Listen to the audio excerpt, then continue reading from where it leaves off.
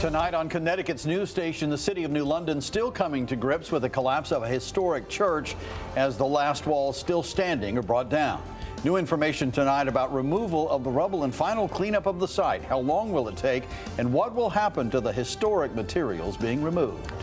Back and forth between the defense and a state witness, one questioning the other over Michelle Troconis's timeline of what she did the day Jennifer Dulos went missing. We'll show you what happened in the courtroom. An update on the Connecticut State Police ticket scandal. More than 100 troopers accused of recording false information on traffic tickets. Where does the investigation stand and when might the state take action? Coming up on the news at 10. Now at 10, this is Fox 61, Connecticut's news station.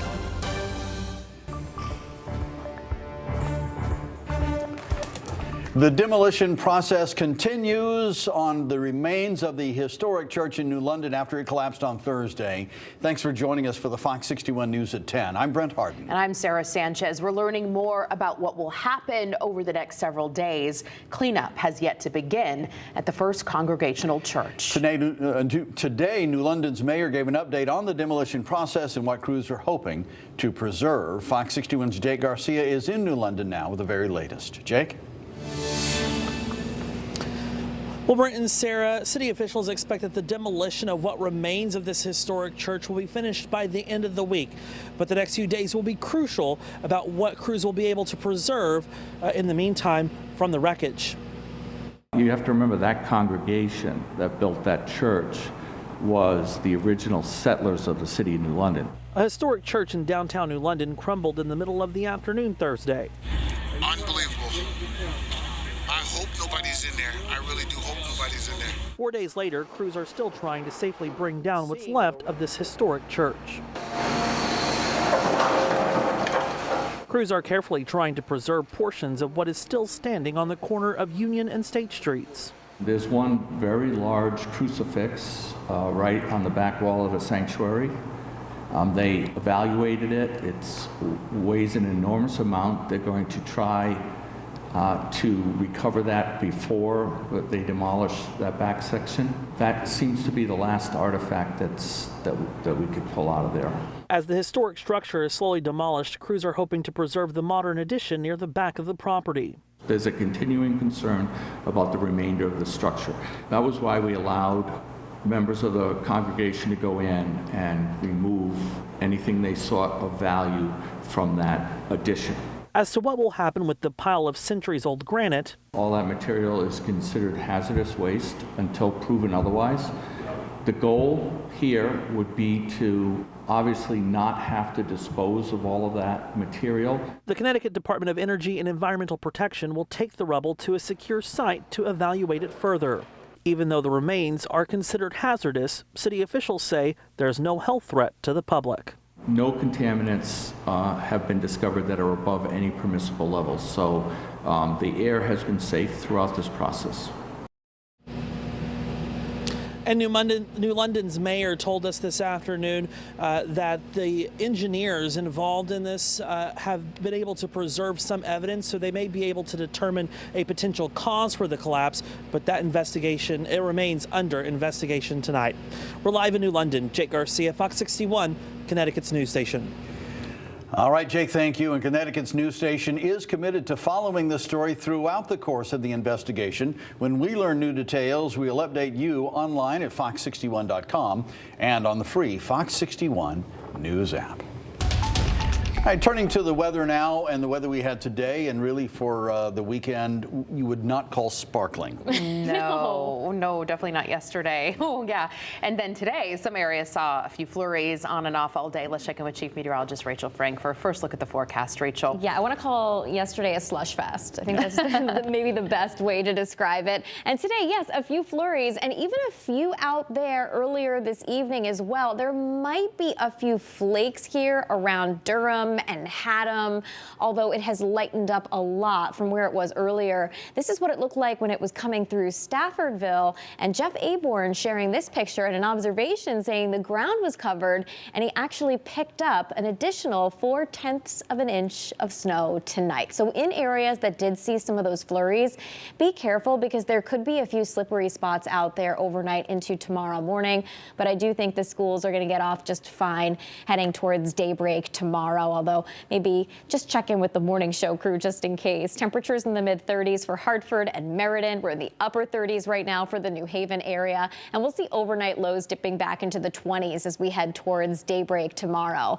Not so much a sparkling day on tap for tomorrow either. We'll see partly to mostly cloudy skies. There is again a slight chance for a few flurries. Otherwise, temperatures are right around average for this time of year, climbing into the mid-30s for most of the state. It does turn a handful of degrees warmer as we head towards Thursday when we have the chance for a light shower or sprinkle in spots. We'll talk more about that. Plus, a different kind of change in store for the weekend. You might like it. Coming up.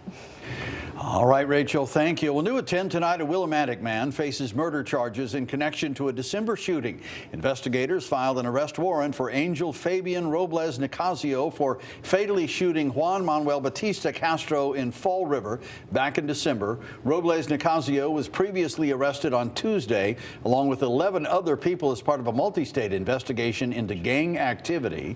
Now Robles Nicasio is being charged with murder, carrying an illegal firearm, and conspiracy to traffic cocaine. Several police officers from two different departments are facing DUI charges. In Summers, off-duty East Hartford Lieutenant Joseph Ficacelli and retired officer Robert Pronovost were driving together on Sunday. They were arrested after they allegedly were both under the influence, taking turns driving. Police say Ficacelli has been placed on desk duty. Then in New Haven, Alexander Carr and Kenneth Cobb were arrested at different times on DUI charges. Carr and Cobb are on paid administrative leave with the New Haven Police Department.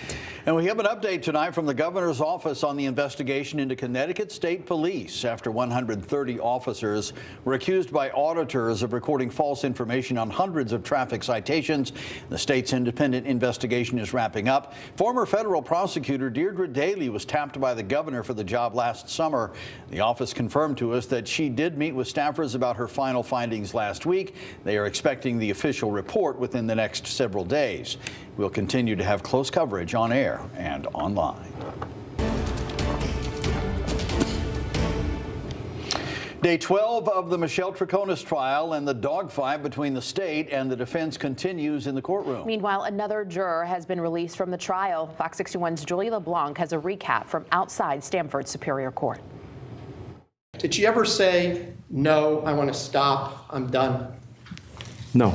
Defense attorney John Schoenhorn putting one of the state's witnesses in the hot seat during cross-examination, just as retired state police detective John Kimball did with Michelle Troconis, as he and other officers interrogated her days after Jennifer Farber-Dulos went missing. Was it part of your training as a technique to have more than one officer directing questions one after another to a single person who's being interrogated?